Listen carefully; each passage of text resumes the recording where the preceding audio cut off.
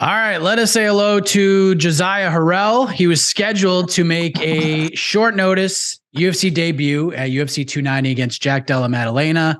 Got the call he expected to get at some point before the end of the year. Opportunity knocked, said yes, unsurprisingly, made it to fight week, weighed in successfully, and then we find out the fight was off due to a medical issue. And the more we looked into it, we found out it was much more than just a medical issue, that in fact, the medicals he did for the fight turned out to be life-saving as they revealed a rare brain disease. And while it was a bummer the UFC debut couldn't happen, seems it was a blessing in disguise. Josiah, thank you for being here and talking about this. How are you, man?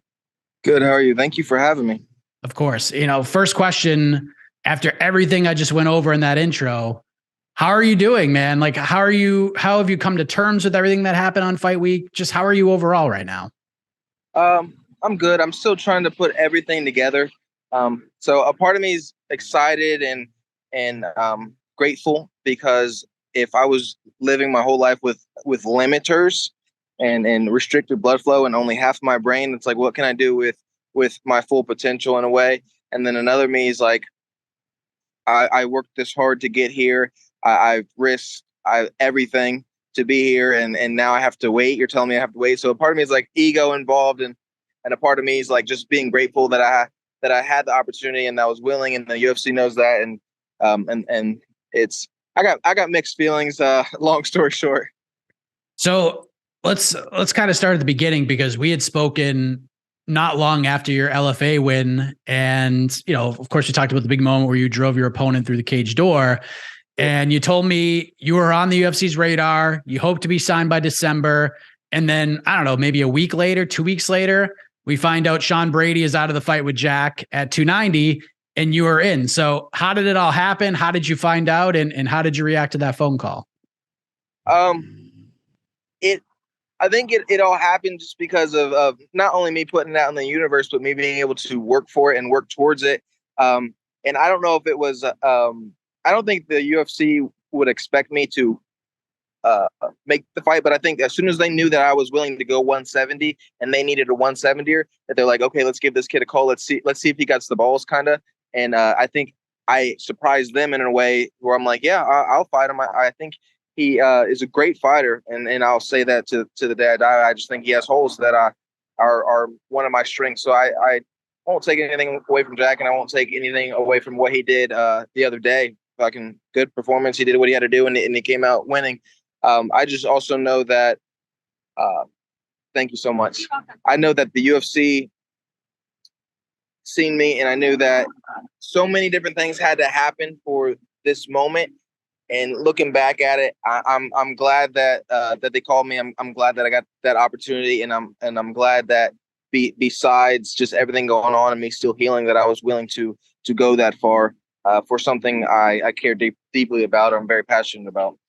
Yeah, I mean, you go to the Mecca, Las Vegas, it's International Fight Week, and you're on this big card, and you're going to fight on ABC on the prelims against one of the promotion's most exciting up-and-comers, the pageantry of the week, all of it. What was that like for you to experience? Like, what was fight week like for you up until Friday? It was insane.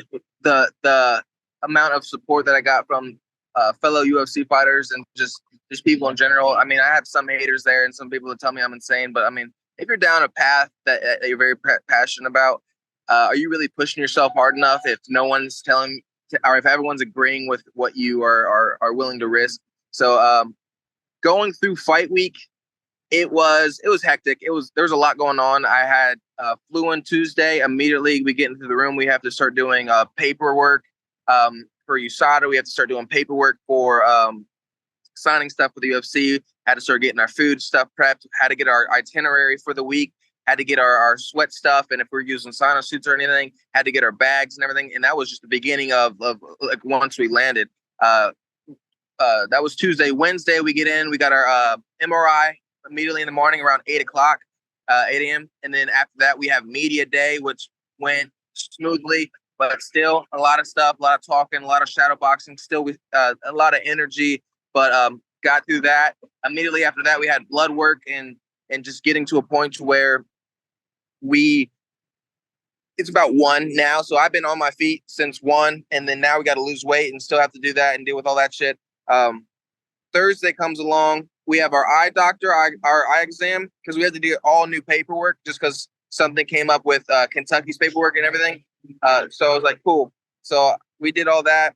Eye exam. I got beautiful vision. Beautiful. They were very helpful with the eye doctors and everything. We took a couple pictures for them, and they were very supportive as well. And then about an hour after the eye exam, they go, hey, you got to go get an EKG test. Your MRI didn't come back, or it came back blurry. And I'm going, in my head, I'm going, I got extreme ADHD. If you can't tell how I speak, and very, like, I'm all over the place. I'm like, I was so still, like I didn't breathe for 30 minutes. And I was like, okay. So in my head, I was thinking worst case scenario. And I wasn't scared, but I've always been like a really worst case scenario type of person when it comes to thoughts. And I'm getting better with that. But I'm like, okay, something's wrong. So we go EKG. After the EKG, I'm like, is everything all right, to the nurse? And she goes, oh yeah, everything's fine. I look at the doctor. The doctor's not even making eye contact with me. So I'm like, okay, whatever. We go back. And if they didn't say anything and she says everything's fine, then everything's fine. We go back and we go finish cutting the weight Thursday, make weight Friday. Once we go and make weight, which the UFC is very, very, like, I don't know if anyone who doesn't know, the UFC is so professional when it comes to just being scheduled off. This is what you have to do this way. This way you have to do this way. And they got everybody on their P's and Q's, and it runs very smoothly. So even though everything was very hectic, it was so smooth. And then we make weight. I go drink everything I need to drink. And then I'm like, I'm not very hungry right now. You guys can chill. I'm going to let my stomach rest, get used to having liquids and get used to having food back in my system. And then I get woken up about an hour in it. I'm like, what's going on? I get woken up to Dave Freitag, my head coach, not screaming, but he was very, hey, you got to get up right now. We have to go get your physical for Kentucky. Because that was the last. I'm like, okay, of course, there's something else that we have to do. So he rushes me out. I'm kind of like half asleep. And we're running out, and immediately we get that stuff done. The doctor's asking me all these questions. Hey, so have you ever been knocked out? Have you been this? Have you ever had a concussion? How's your equilibrium? Do you take these drugs? Have you had any of these symptoms? You know, the physical list. So he's going through that. And then once I get past all of that, I'm like, okay, that should be the last thing.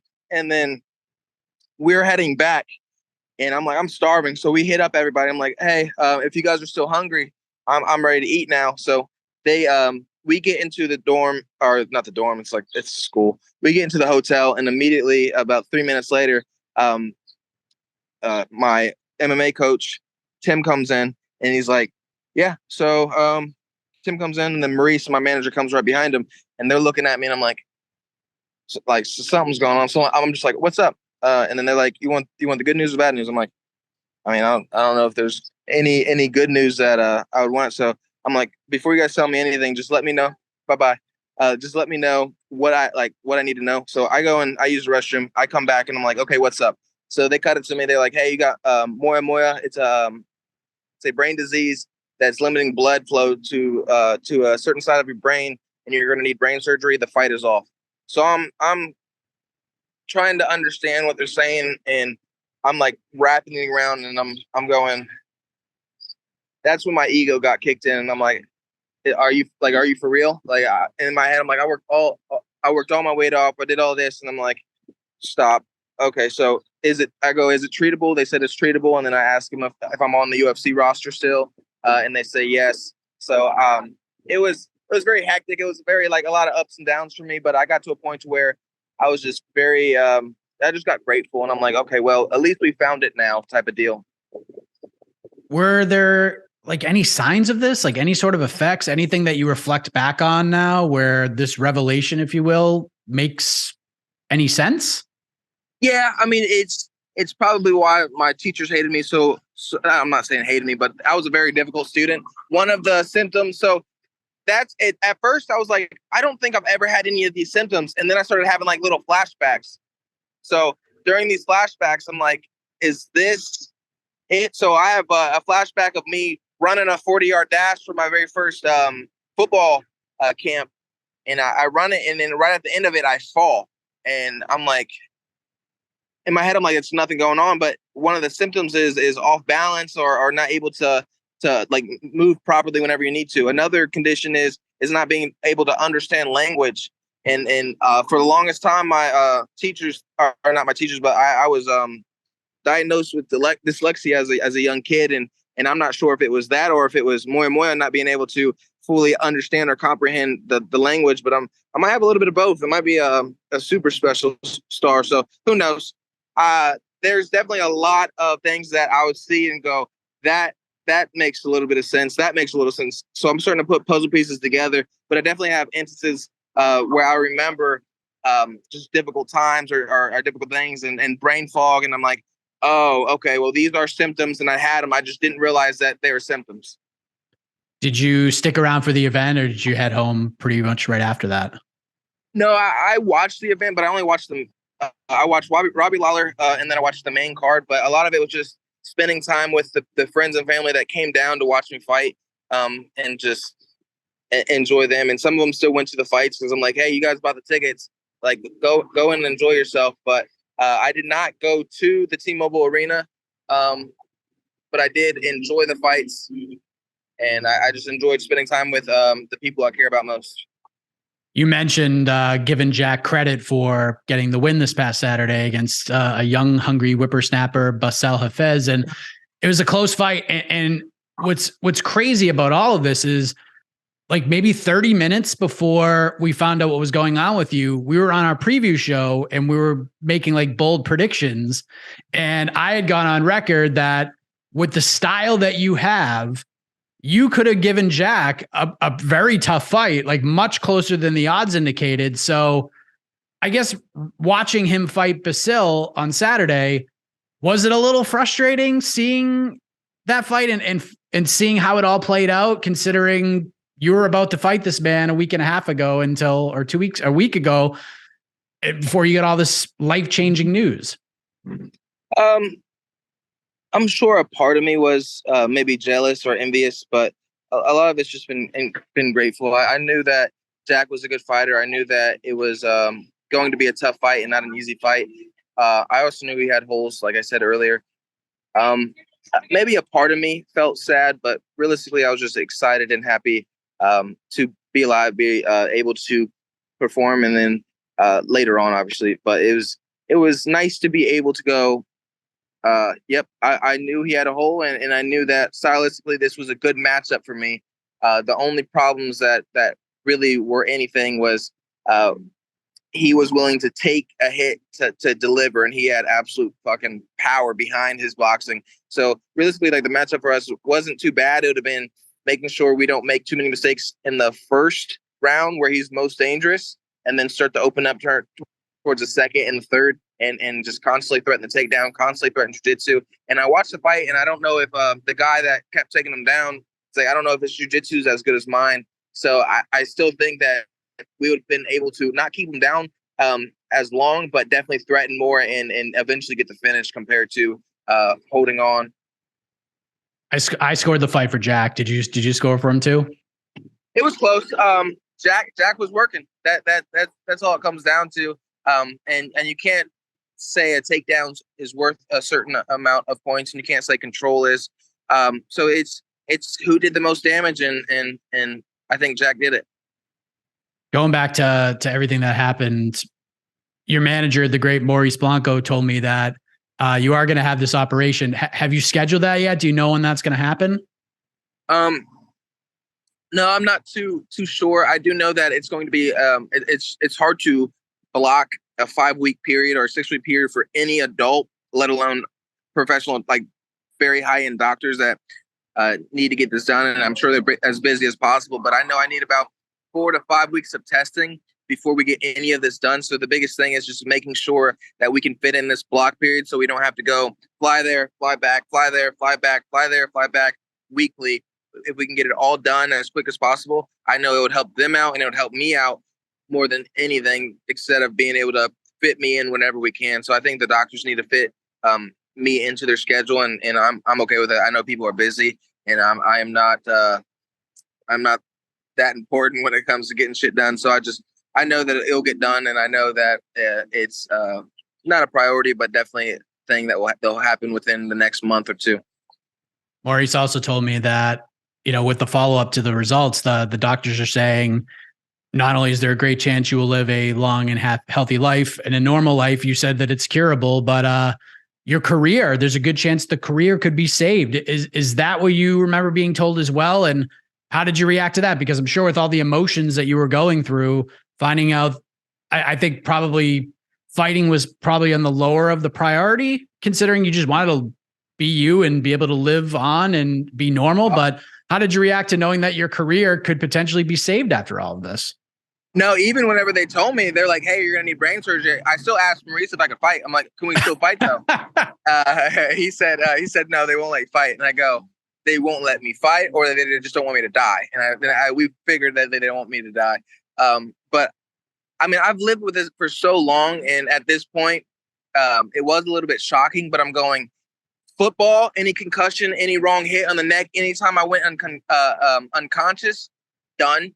It's like wrestling, anytime I've been grappled or stringed around the neck, because one side of my brain flow is very, very limited, and the other side's working overtime for it. So it's like one of these carotids, if they get cut off, I can go out from that. But I've never been put unconscious. I've never been knocked out. It's just getting to a point where it's like, you look at my life and you go, "Yep, you should have died. Yep, you should have died. Yep, you should have died." There was a time where I was younger, and I still enjoy it, but we used to go cliff jumping a lot. And long story short, my ego got involved, and I was one of my best friends. And it was a 35-foot cliff, and I ended up doing a front flip, and I overcommitted, and I belly smacked, and that took all the air out of my lungs, all the oxygen. It felt like someone needed my soul, and for a moment, I was like, I could not breathe in because I was underwater. So I'm just hurting, and I'm just trying to get above water. I'm trying to get above water, and the moment I take a breath, I go unconscious. I start dreaming, and then that's the moment I could have died instantly. Not only drowning. Luckily I was able to get a rock, but like I still went out for 20, 30 seconds. And that's a moment also where I could have been put out. So there's moments in my life, because I'm a very adventurous and I won't say reckless, but I do enjoy spontaneous stuff. There's moments in my life that I should have been put out, or I definitely more at risk of dying, and I just happened not to. And then you go and put combat sports into the mix, and you go, I'm getting choked every day. I'm getting hit every day, and you go, okay. Well, I mean, what's there to be afraid of? If it was supposed to happen, which I'm sure it's going to, but like if it's supposed to happen, it's going to happen. I can't really fight that. And if it's going to happen in this Jack fight, then let it happen. Is where my brain was at. Now I'm a little bit more ego's gone. I'm a little bit more grateful. I'm a little bit more excited. I'm like, okay, no sparring, no doing this. Listen to the doctors. So I'm at a point where I'm happy I was able to get it, or the doctors in the UFC were able to find the disease. I'm happy it's curable, and I am happy that I will be able to be checked off and able to fight again. But even if I couldn't, like, let's say worst case scenario, I would be distraught, and I would be all over the place and chaotic and sad, emotional for a very long time. But I would find another way. You would see me on the news eventually. It's like I'm meant to be a very. I believe I'm a special individual, and that doesn't come from me being selfish or me being just egotistical. I think that I have a lot to offer to this universe, and I don't think I'm limited at fighting. So if it had to be with my brain and having to go into different science fields or whatever, I would do that as well. If it had to be with helping people understand more and more, a little bit more, if it had to be something, I'm going to do what I can, and I'm going to be the best version of myself. And I happen to think the best version of myself can be very successful. So worst case scenario, I think we'll be all right, but it is curable. It is, we will be able to fight, and I'm just grateful. I know it might be premature to even ask this because you haven't gone through the testing yet and you haven't scheduled the appointment, but did you ask, or did anybody ask, if the surgery goes successfully, like what kind of timeline it would be before you could get back? Like, have you gotten that far yet?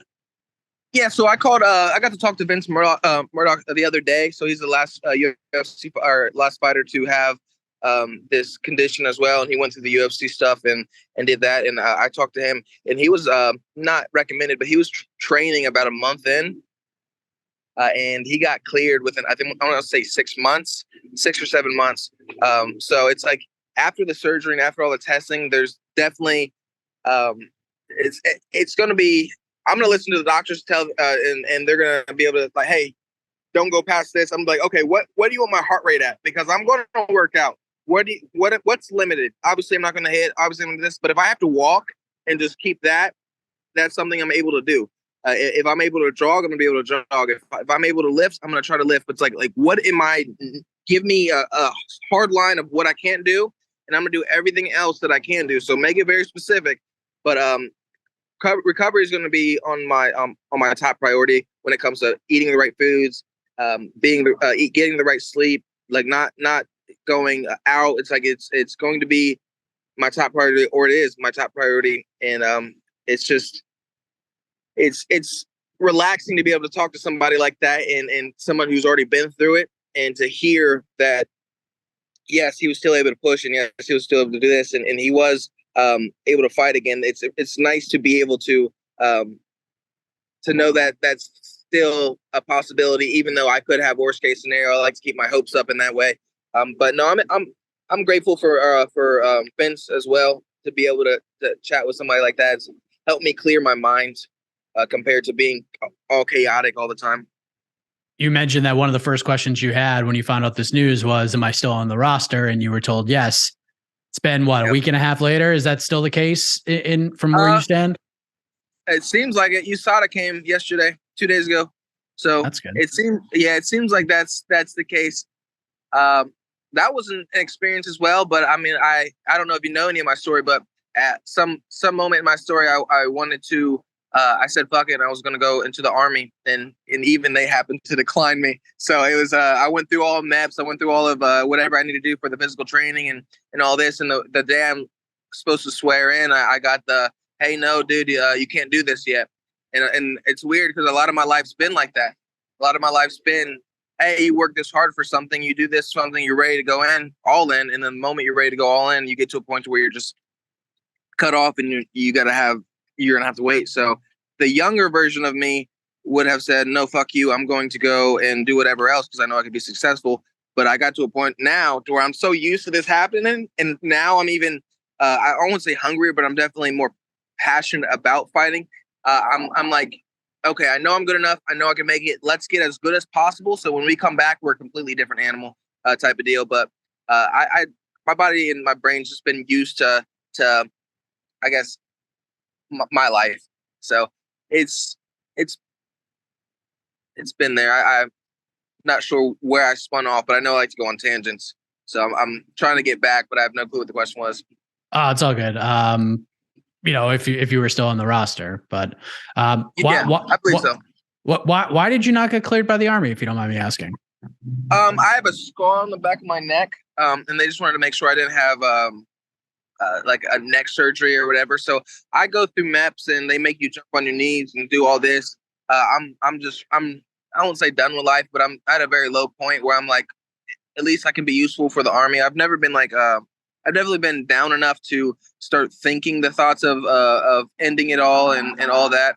But I know me, and I know I won't be able to hurt the people I love around me. So I was like, okay, if I don't think I'm useful, at least I know the Army will. If I don't think I'm useful, at least I know that I can help comrades, or I can help fight for this country, type of deal. And the moment I did that, I just go through MEPS, and that's really what started my MMA journey. So I go through MEPS, do all that. They decline me. I call my coach. I'm like, hey, I think my wrestling coach, BJ, I think I'm wanting to go back to college. He was like, hey, if you're not busy tonight, come and swing by the wrestling room. So I started helping coach the wrestlers, and eventually I got with, she's my ex now, but Marissa, and we got to a point where I'm like, this is the only option I have realistically. So I'm like, I think I'm just going to go for it. And BJ and her just supported me through that, and my family as well.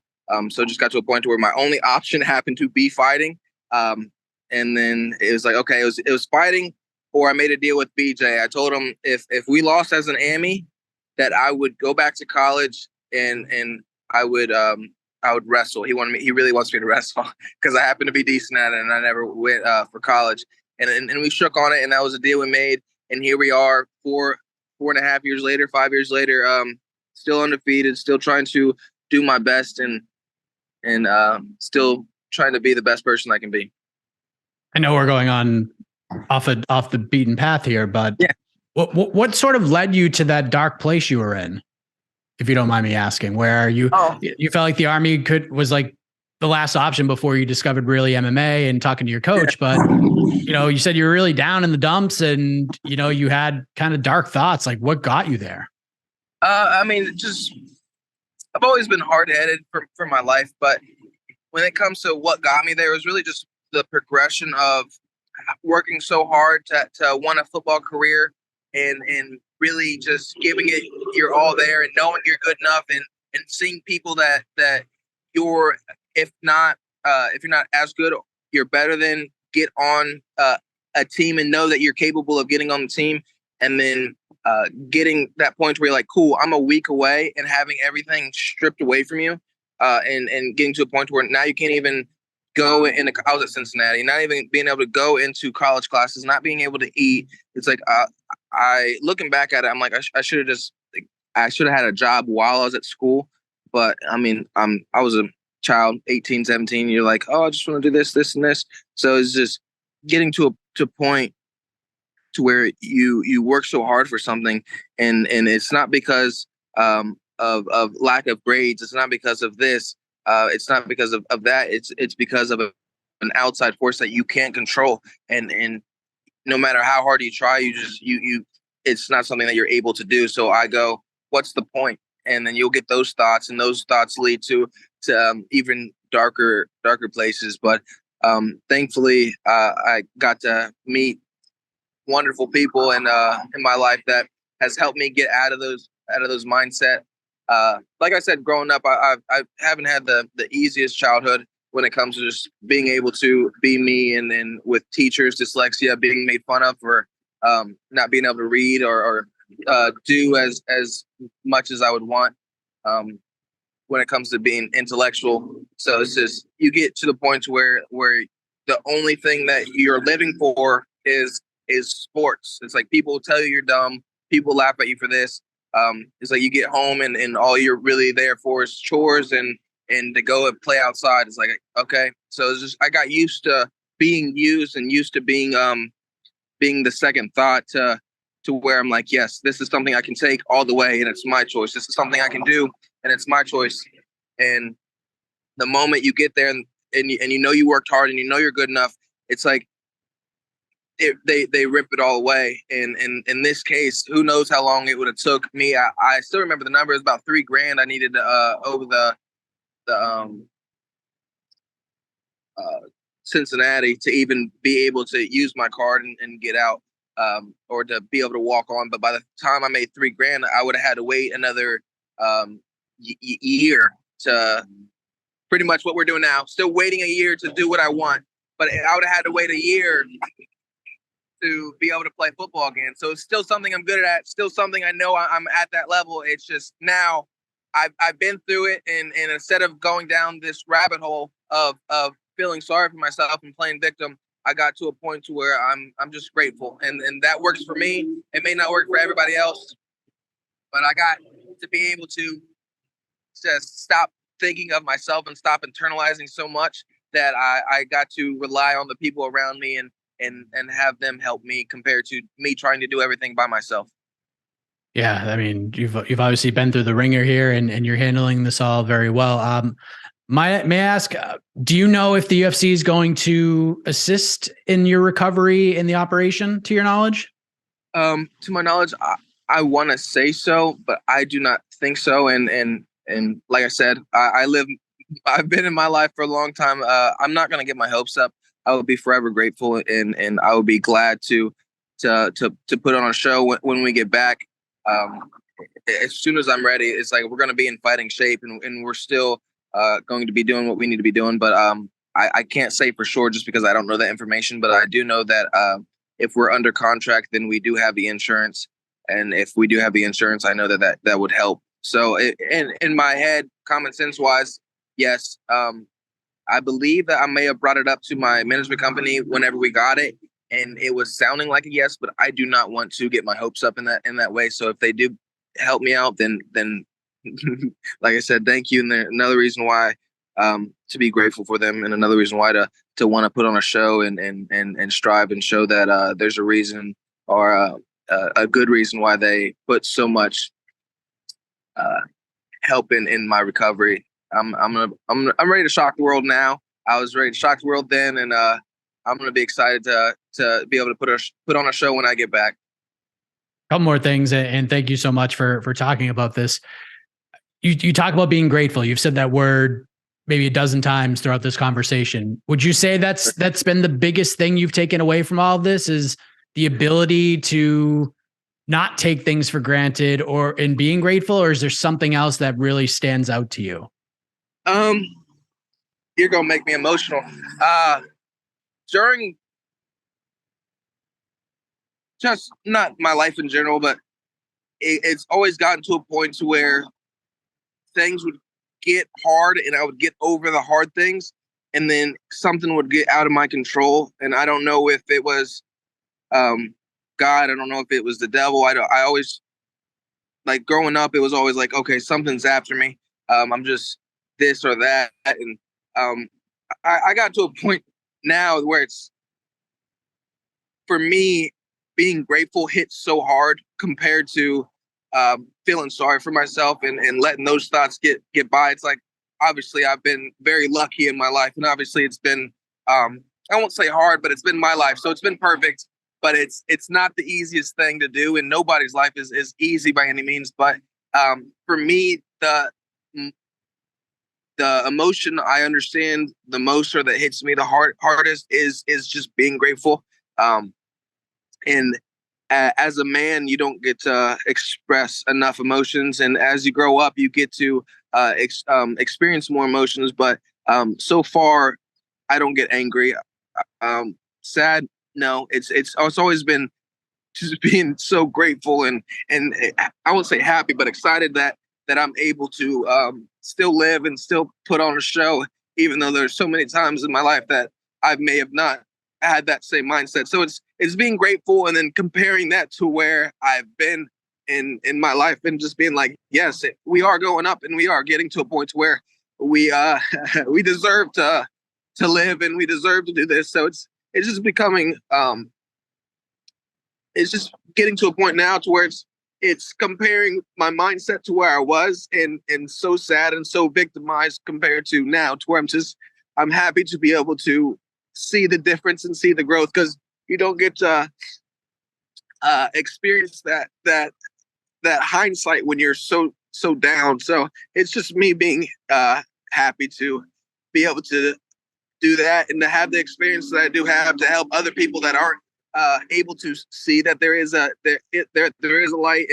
And maybe at one point in my life, I would just accepted that I wasn't a good person, just because of what's been going on. Like, I've been targeted and all that, but I just got to a point now to where I've dealt with so much that it's not that I'm not a good person, that this thing's happened. This is just life. It's going to test you, and that's cool. But it's understanding that even though you're getting tested, it doesn't mean that you're not worthy or you're not able to get this. It just lets you know, like, how bad do you really want it? Is this something that you really want to do, compared to, is this just a fluke? Like, if you're going to get this, you got to earn it type of deal, compared to, you're not just going to be able to have this handed to you. So it's grateful for me is not just the present emotions. It's what I've had to overcome and deal with over my life. So it's just not only grateful for me, but the people that entered my life, the people that are still in my life, the opportunities that I've had, the opportunities that I'm going to have. So grateful for me is it's fucking gross, such a hard. It's not as simple as it seems as an emotion, but it's one of my favorite emotions. And when I go out to fight, that's all I think about. I'll sit down, I'll relax, and I go, okay. It's like, I'll tell my team, I'm saying, thank you for everything. I love you guys. Love you, boys. I'm here to put on a show for you. And then I'll let them know I love them again. And then as I'm walking out, I'm just listing off good, bad things that happens to me, everything. And I'm just saying, I'm happy that this happened, because without this, I wouldn't be the man I am. I'm happy that this happened, good or bad, but without this, I wouldn't be the man I am. So I'm just going off of lists and things that I'm just happy and grateful for. And by the time I get in the ring, I'm just so excited to be there and so happy to be there that the only thing I can do is put on a show. I think I'm made to entertain. I think I have a character that will help a lot of people express themselves a little bit more. And I think that a lot of people not necessarily need to be more vulnerable, but need to be willing to be vulnerable. And yes, they can people can use it as a tool to manipulate or to hurt you in a way if they know certain things frustrate you or piss you off or make you sad. But it's only really one emotion that can do that, and that's being grateful. So unless they're going to be like, dude, I love you so much, I can't wait to fight you, I'm going to be like, okay, dude, whatever you think you're better than me, that's fine, we're going to see.